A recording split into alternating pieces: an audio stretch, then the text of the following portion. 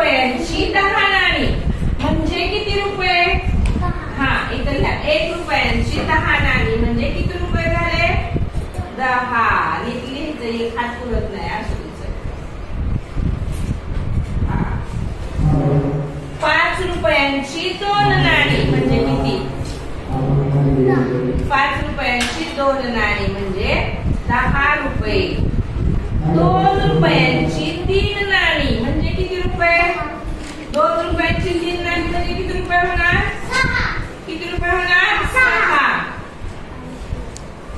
10 रुपयांच्या 5 नोटा म्हणजे किती रुपये? 10 रुपयांच्या 5 नोटा.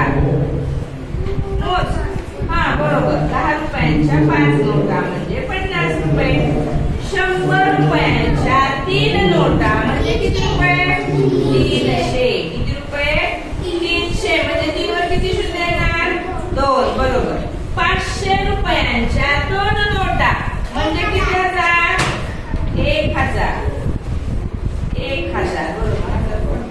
500 रुपयांच्या 2 नोटा म्हणजे 1000 रुपये. बघा रुद्राने इतकी सुंदर उत्तर दिली. अवघड हिशोब जरी विचारले तरी सुद्धा त्यांनी नोटांचा व्यवस्थित हिशोब लावून उत्तर लिहिलेली आहे. सर्वांनी रुद्राच्या टाळ्या वाजवल्या. आणि नोटा यावर उदाहरण सोडवायची आहे.